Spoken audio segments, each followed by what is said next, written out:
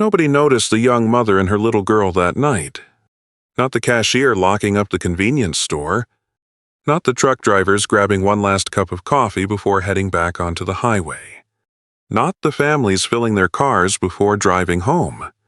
To everyone else, they looked like travelers passing through. Only Sarah Mitchell knew the truth. The old blue SUV parked beneath a flickering streetlight wasn't taking them anywhere. It was home. Her 6-year-old daughter was already asleep in the back seat, holding a worn-out stuffed rabbit, while Sarah sat quietly in the driver's seat with an old brass house key resting in the palm of her hand. It was the only thing she had kept from the life she had lost.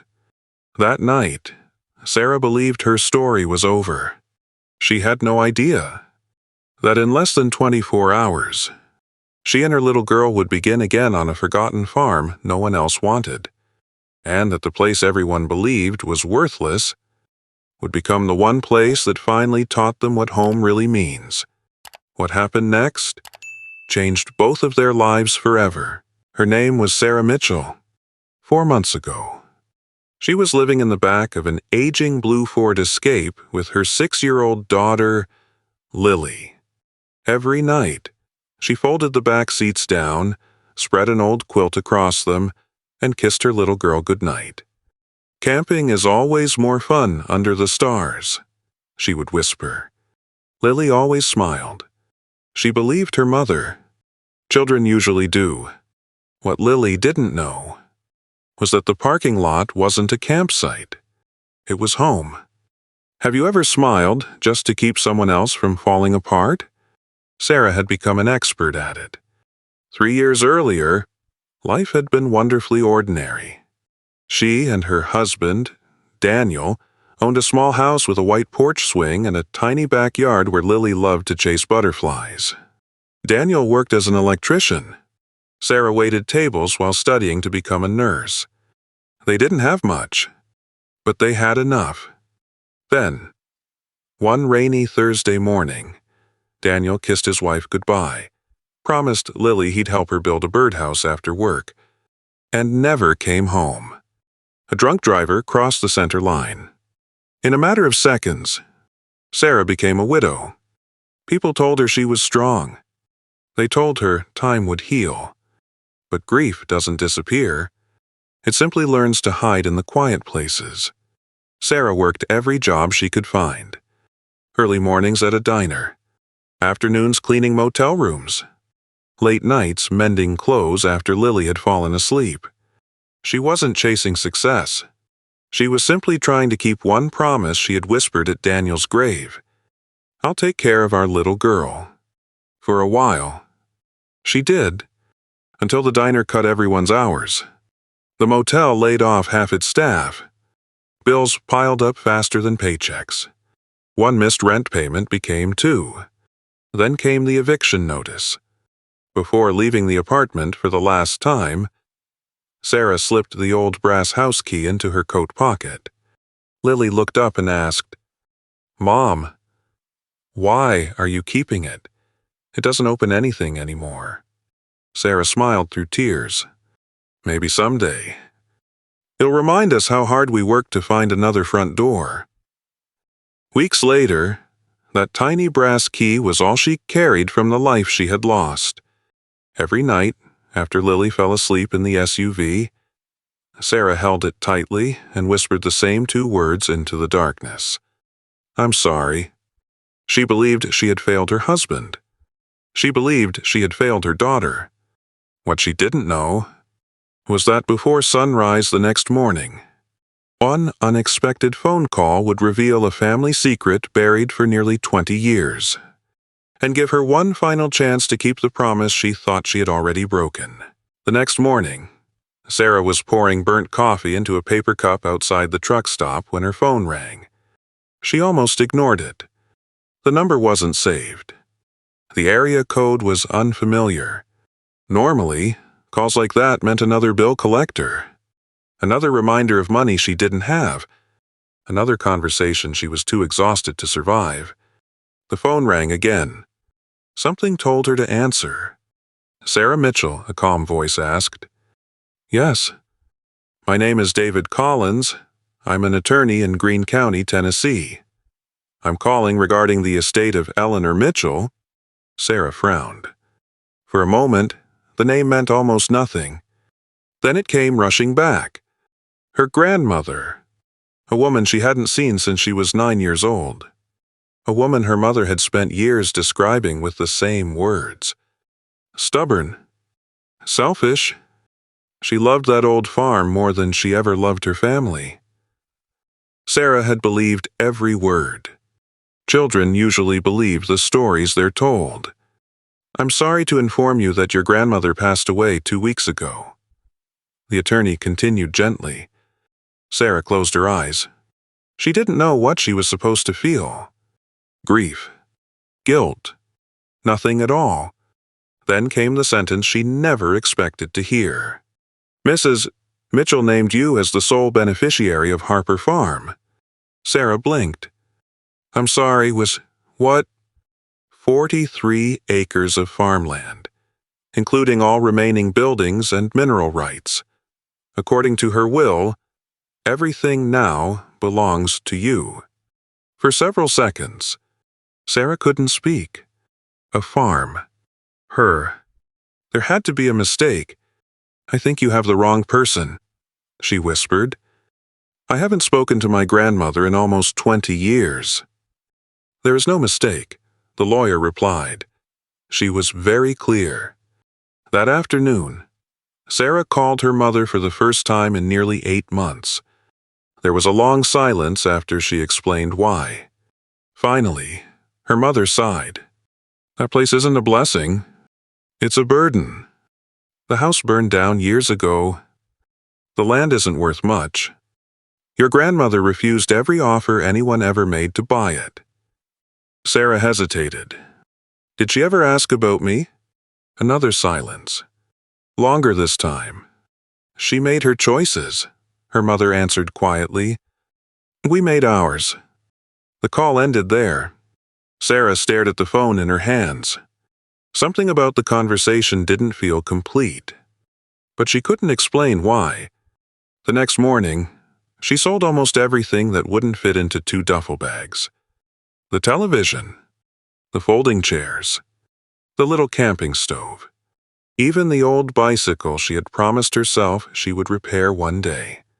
She kept only 3 things: a backpack, Lily's stuffed rabbit, and the small brass key from the apartment they had lost. 18 hours later, mother and daughter stepped off a Greyhound bus into the quiet hills of eastern Tennessee. The air smelled different. Fresh earth, cut grass, apple trees somewhere in the distance. Waiting beside an old pickup truck was a tall man with silver hair tucked beneath a weathered baseball cap. He looked to be in his 70s. "Sarah?" he asked. She nodded. "Walter Brooks. Your grandmother was my neighbor for over 40 years. He loaded their bags into the truck without another word. The drive felt longer than it really was. Rolling hills replaced highways. Old barns stood quietly beside narrow country roads. The farther they traveled, the quieter the world became. Finally, Walter slowed the truck. "We're here." Sarah looked through the windshield and felt her heart sink. The farmhouse was gone. Only a cracked concrete foundation remained, blackened by fire. The windows were gone. The roof had collapsed years ago. There was no electricity, no running water, only an aging red barn leaning slightly against the wind, and an apple orchard swallowed by weeds. For a long moment, no one spoke. Walter watched Sarah carefully. "You don't have to stay," he said softly. "There's a motel back in town." Sarah looked at Lily, who had already wandered toward one of the old apple trees, smiling as she picked up a tiny fallen apple from the grass. Then she looked back at the empty foundation. This wasn't the miracle she had imagined. It wasn't even a house. It was ashes, silence, and 43 acres of forgotten memories. Walter slipped his hands into his pockets. Then, almost to himself, he said, Your grandmother kept saying, "Someday she'll come home." Sarah wanted to believe him. She really did. But after 20 years of silence, hope was much harder than heartbreak. Then Walter looked toward the old barn. "Come with me," he said quietly. "There's something up in the loft. Something Eleanor spent years waiting for you to find." Walter led Sarah through the old barn, each wooden step groaning beneath their feet as they climbed the narrow ladder to the loft. Dust floated through the thin beams of afternoon sunlight. The air smelled of cedar, hay, and thyme. In the far corner, hidden beneath a worn canvas tarp, sat an old cedar chest. Its brass hinges had turned green with age. Walter rested his weathered hand on the lid. "Your grandmother asked me never to open it," he said quietly. "She told me, if Sarah ever comes home, she'll know it's hers." For a long moment, Sarah simply stared at the chest. She wasn't sure what frightened her more, finding nothing, or finding something that might change everything she thought she knew. Slowly, she lifted the lid. Inside were dozens of neatly bundled envelopes tied together with faded blue ribbons. Every single one was addressed in the same careful handwriting. "To my precious granddaughter, Sarah." Sarah's breath caught. She picked up the oldest envelope. The postmark was nearly 20 years old. Her fingers trembled as she opened it. "My precious Sarah," it began. "I don't know if you'll ever read this letter, but I want you to know there hasn't been a single day that I've forgotten you." Her vision blurred. She reached for another, then another. Birthday cards, Christmas letters, notes about the first snowfall on the farm, stories about newborn calves, pressed wildflowers carefully folded between sheets of paper. Every letter ended the same way. "I love you more than these hills could ever measure. Love always. Grandma Eleanor." Tears rolled silently down Sarah's face. But the letters weren't the only things inside. Beneath them lay a stack of uncashed birthday checks. $25, $50, $100 after her high school graduation. Every envelope had been returned unopened. There were photographs, too. Pictures of Sarah blowing out birthday candles, standing in a graduation gown, holding baby Lily only days after she was born. Sarah stared at them in disbelief. "How?" she whispered. "How did she get these?" Walter smiled sadly. "Your grandmother never stopped asking about you. Whenever someone from town traveled near your mother's city, she'd ask if they could quietly take a picture. She wanted to see you growing up." Sarah could barely breathe. At the bottom of the chest were handmade birthday cards. Tiny pink ones decorated with hand-drawn balloons. Each one addressed to Lily. Years before Sarah had ever brought her daughter to Tennessee. "Happy first birthday. Happy third birthday. I hope one day I'll get to hug you." Sarah pressed one trembling hand over her mouth. She knew about Lily." Walter nodded. "She knew everything she could. Just never from your family." Silence settled over the loft.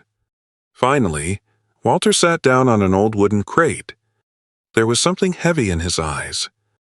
"There's something else you deserve to know." Sarah looked at him. "When your parents divorced," he began, "your grandmother came for you." Sarah frowned. "What?" "She drove 6 hours to bring you here. She wanted to raise you herself. She even hired a lawyer." Sarah stared at him, unable to speak. "Your mother refused." Walter's voice remained gentle. "After that, she changed her phone number, moved without telling anyone.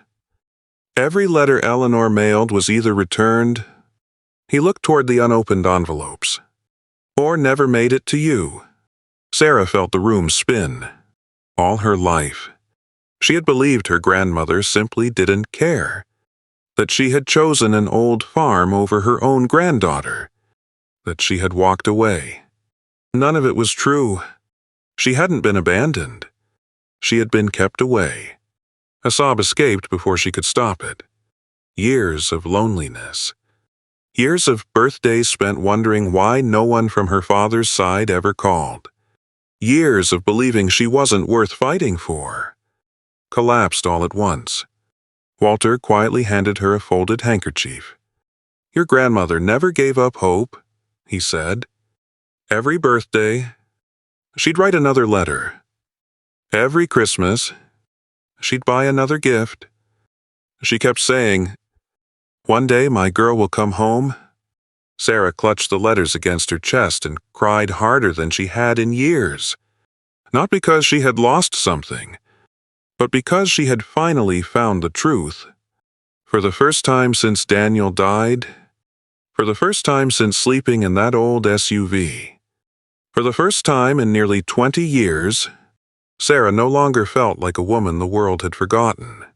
Somewhere, through every lonely birthday, through every painful Christmas, through every unanswered year, there had been one heart that had never stopped loving her.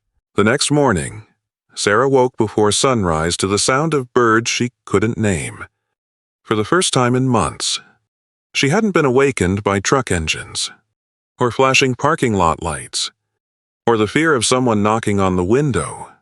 Instead, soft morning light slipped through the cracks of the old barn, and somewhere beyond the tall grass, a rooster crowed into the cool Tennessee air. It wasn't comfortable. It wasn't easy. But somehow, it felt peaceful. Walter arrived just after dawn carrying 2 steaming cups of coffee. Without saying much, he handed Sarah a pair of worn leather gloves. "Come on," he smiled. "Your grandmother always said an apple tree listens better before breakfast." Sarah laughed softly. It was the first genuine laugh she'd heard from herself in a very long time. Together, they walked into the neglected orchard. The trees looked tired. Branches twisted in every direction. Weeds climbed around their trunks. Many hadn't been pruned in years. Walter gently placed his hand against the bark of the nearest tree. "People see dead branches," he said. "Eleanor always looked for living roots." He showed Sarah how to trim away broken limbs without harming the healthy ones.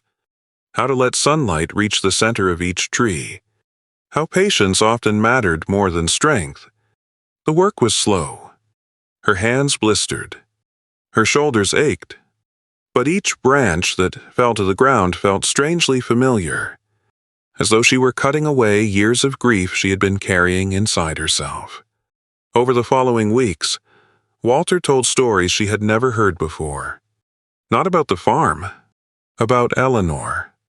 Every winter, he said one afternoon while repairing an old fence, she'd quietly pay the heating bills for families who couldn't afford them. She never wanted anyone to know. Another day, as they gathered fallen apples, he pointed toward the small church at the end of the valley. Every Christmas Eve, she'd leave baskets of food on front porches before sunrise. Ham, homemade bread, apple butter, fresh eggs. Then she'd disappear before anyone opened the door. Sarah looked at him in surprise. Why didn't she ever tell anyone? Walter smiled. Because kindness isn't something you announce. She believed if people remembered your name more than your kindness, you were doing it wrong. Those words stayed with Sarah. That evening, she opened Eleanor's old journal again. Between recipes and weather notes were dozens of names. Beside each name, a simple sentence. Wood delivered. Paid electric bill. Left groceries. Don't tell anyone. Sarah slowly closed the journal. For years, she had believed her grandmother had chosen land over family. Now she understood. The farm had never been the treasure. It had simply been the place where Eleanor learned how to love people quietly. A few days later, Walter looked across the orchard and said something Sarah would never forget. People think your grandmother left you a farm. He paused. She didn't. He smiled gently. She left you a way to live. Sarah stood silently among the apple trees, looking at the weathered barn, the forgotten orchard, the letters folded safely in her backpack. For the first time, she understood what Eleanor had really given her. Not 43 acres, not an old barn, not even a second chance. She had inherited a responsibility to become the kind of person who left the world a little kinder than she found it. From that day forward, Sarah worked with a different purpose. She restored the orchard one tree at a time. She repaired the old chicken coop and bought a handful of laying hens from a nearby farmer. At night, after her shifts at the little diner in town, she stood beside an old stove in the barn, carefully stirring apples, cinnamon, and spices using Eleanor's handwritten recipe. The rich, familiar aroma filled every corner of the old building. Sometimes Lily would stand on a wooden stool beside her, proudly placing labels on each jar. Other nights, she would simply sit nearby, coloring pictures of apple trees and little white houses. Something was changing. Not just the farm. The little girl who had once fallen asleep asking where home was now spent her afternoons chasing butterflies through the orchard. She laughed more. She slept peacefully. She no longer looked frightened every time evening came. One afternoon, Lily wrapped her tiny arms around Sarah's waist and smiled. "Mom, I think Daddy would like it here." Sarah looked across the orchard, where new blossoms had begun to appear on branches that had looked lifeless only weeks before. She smiled through quiet tears. "So do I, sweetheart. So do I." By the time autumn painted the Tennessee hills in the shades of gold and crimson, Harper Farm no longer looked forgotten. The orchard had begun to breathe again. Fresh blossoms had given way to crisp green apples, and the old chicken coop echoed each morning with the soft clucking of hens. It wasn't perfect. There were still broken fences, still a leaking barn roof, still nights when Sarah counted every dollar before falling asleep. But something had changed. People had started coming back. At first, it was only a few neighbors curious to see whether Eleanor's granddaughter had really stayed. Then someone bought a jar of apple butter. The following week, they came back for 2 more. Before long, the Saturday farmers' market became something Sarah looked forward to instead of feared. She lined up her jars on a folding table beneath a hand-painted sign that simply read, "Harper Farm Apple Butter, made from Eleanor's recipe." An older woman stopped in front of the table. She tasted a small sample. For several long seconds, she said nothing. Then tears filled her eyes. "My goodness," she whispered. "It tastes exactly like Eleanor's." By noon, every single jar was gone. Sarah drove home with more money than she had earned in weeks. But it wasn't the money that stayed with her. It was the feeling that people hadn't just bought apple butter. They had come looking for a memory. A week later, a local cafe placed its first order. Then a small grocery store called. Walter laughed when Sarah showed him the handwritten purchase orders. "Looks like your grandmother's recipe still knows how to bring people together." For the first time in years, Sarah allowed herself to imagine a future. Maybe Lily could finally have her own bedroom. Maybe they could rebuild the farmhouse one day. Maybe they had truly found home. But hope has a way of being tested. One chilly afternoon, a black SUV rolled slowly down the gravel driveway. A well-dressed man stepped out, carrying a leather briefcase instead of work gloves. His silver hair reminded Sarah of photographs she'd seen of her late grandfather. He studied the orchard in silence before speaking. "Sarah." She nodded. "I'm Richard." He hesitated. "Your uncle?" Neither of them moved. Finally, Richard looked around the property and sighed. "You've done more here in a few months than anyone expected." There wasn't bitterness in his voice, only exhaustion. He reached into his briefcase and placed a folder on the old picnic table. I'm offering you $75,000 for the farm. Sarah looked at the papers but didn't touch them. I'm not interested in selling. Richard nodded, almost as though he'd expected that answer. At least hear me out. They sat in silence while Lily chased chickens across the yard. Walter quietly walked toward the barn, giving them privacy. Richard removed his glasses and rubbed his tired eyes.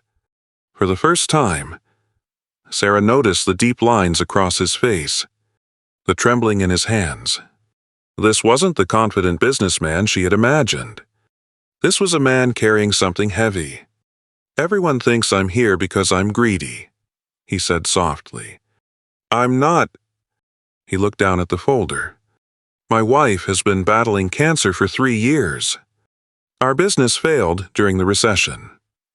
I've borrowed against almost everything we own. If I can't pay the bank in the next few months, he swallowed. My family loses everything. Sarah said nothing. Richard continued. Your mother believed selling this land years ago was the only sensible choice. I believed the same thing. Your grandmother never agreed. He looked across the orchard where Lily was laughing as a chicken ran away from her. Maybe Eleanor saw something the rest of us couldn't. For a long moment, neither of them spoke. Sarah thought about the letters hidden upstairs, the heating bills Eleanor had quietly paid, the baskets of food left on strangers' porches. She thought about Walter's words. She left you a way to live. Then she looked back at Richard.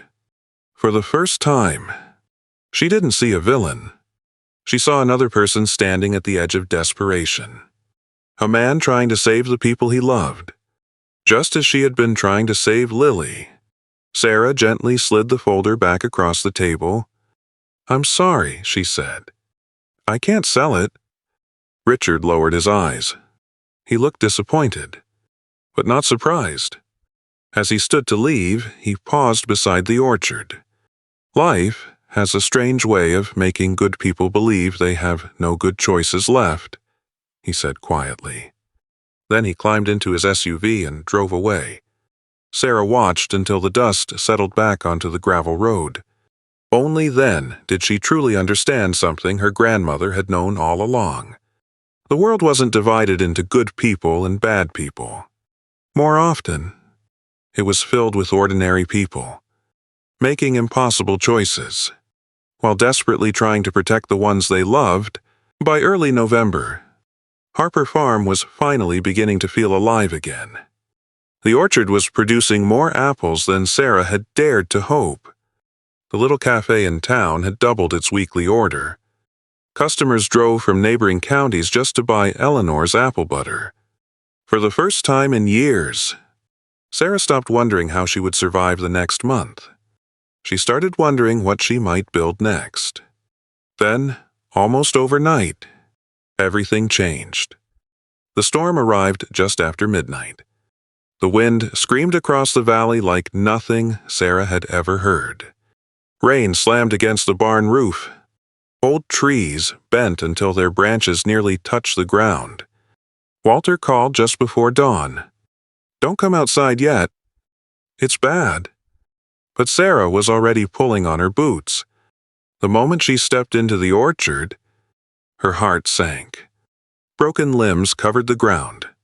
Half the trees had been stripped bare. Dozens of young apple trees lay split down the middle. Thousands of apples, months of hard work were scattered across the mud. For several long moments, she couldn't move. Everything she had rebuilt looked as broken as the day she first arrived. She slowly walked to the oldest tree in the orchard. Its trunk had cracked almost in half. Sarah knelt beside it, tears filling her eyes. Maybe Richard was right, she whispered. Maybe this place was never meant to survive. That evening, sitting alone in the barn loft, she opened the final letter Eleanor had ever written. Its paper was worn soft from age. Near the bottom of the page, one sentence caught her attention. Roots don't stop storms. They simply give trees a reason to stand again. Sarah read the words again. And again. Outside, the rain had finally stopped. The storm had taken branches. It had taken fruit. But it had not taken the roots. Slowly, Sarah folded the letter and slipped it back into its envelope. Then she stood. The next morning, instead of mourning the apples lying on the ground, she began gathering them.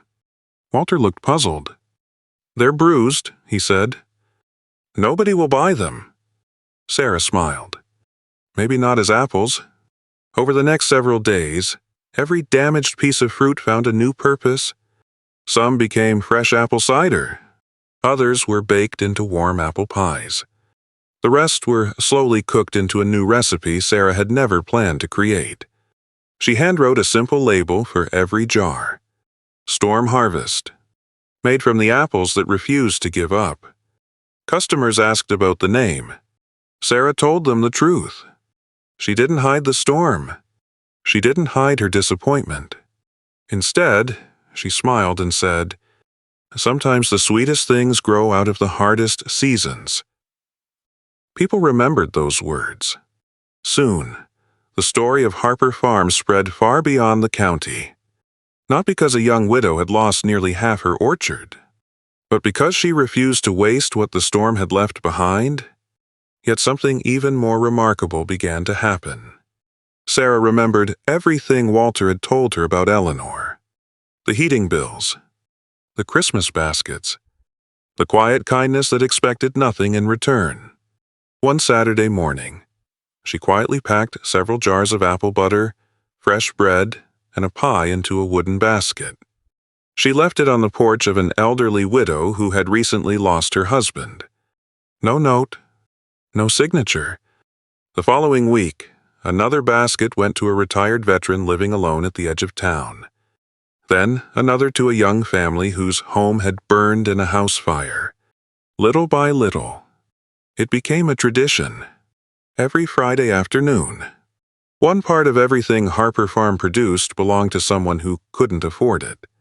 Sarah never announced it. She never posted about it. She simply did what Eleanor had done. People noticed anyway. They didn't buy Harper Farm products because Sarah needed charity. They bought them because every purchase quietly became an act of kindness for someone else. Customers began leaving extra money in a small wooden box beside the register. For the next family, they would say. Others volunteered to repair fences. A retired carpenter rebuilt the porch steps. Local teenagers helped clean the orchard after school. Without anyone planning it. The farm had become more than a business. It had become a place where people remembered what neighbors were supposed to do for one another. Late one afternoon, Sarah walked to the mailbox and found an envelope from the county tax office. Her hands trembled slightly as she opened it. She stared at the numbers for several seconds, then smiled. The property taxes had been paid in full, not by a stranger, not by the government, but through months of honest work and a community that believed Harper Farm was worth saving. Sarah looked across the orchard. Many trees still carried the scars of the storm. So did she. But neither of them had fallen, and for the first time since Daniel's death, Sarah no longer felt like she was simply surviving. She was finally becoming the woman he had always believed she could be. 3 years passed more quickly than Sarah ever imagined. If someone had driven past Harper Farm now, they would never have guessed what it had once looked like. The old farmhouse had been rebuilt. Simple, warm, welcoming. The weathered red barn still stood proudly beside it, carefully restored instead of replaced. The orchard stretched across the hillside once again, its branches heavy with bright red apples every autumn. Children's laughter floated through the trees almost every afternoon. It sounded like hope. Harper Farm had become one of the most beloved places in eastern Tennessee. People came from neighboring towns to buy apple butter, fresh pies, homemade cider, and the now famous Storm Harvest preserves. Local newspapers wrote stories about the young widow who had rebuilt a forgotten farm. Television crews even asked to interview her. Sarah politely declined every invitation. "If you're going to tell a story," she would always say, "tell Eleanor's," because none of this had truly started with her. The greatest success Harper Farm ever achieved couldn't be measured by sales, or awards, or long lines of customers. Every Sunday afternoon, something far more meaningful happened. The long wooden tables beneath the oldest apple trees filled with people. Widows who had spent years eating alone. Retired veterans with no family nearby. Grandparents whose children had moved across the country. Neighbors who simply missed having someone to talk to. Fresh tea was poured. Warm apple pie came out of the oven. Laughter replaced silence. For a few hours, no one felt forgotten. Children raced through the orchard, their joyful voices echoing between the trees. Parents rested in rocking chairs on the porch. No one was ever asked to buy anything. No one was ever made to feel like a stranger. Near the entrance stood a small wooden shelter built by volunteers from the town. Above it hung a simple hand-painted sign, "Eleanor's Table." There were no prices, no cash register, just shelves filled with fresh bread, eggs, vegetables, jars of apple butter, and homemade soup during the winter months. Below the shelves was another sign, "Take what you need. Leave what you can. Everyone is welcome." Some people left a basket of tomatoes from their garden. Others donated flour. Some quietly slipped $20 into the donation box. Many could give nothing at all. No one ever asked. That was exactly how Eleanor would have wanted it. One quiet Sunday evening, after the last visitors had gone home, Sarah and Lily walked slowly through the orchard together. The sun was setting behind the hills, covering the apple trees in soft golden light. Lily had grown taller now, old enough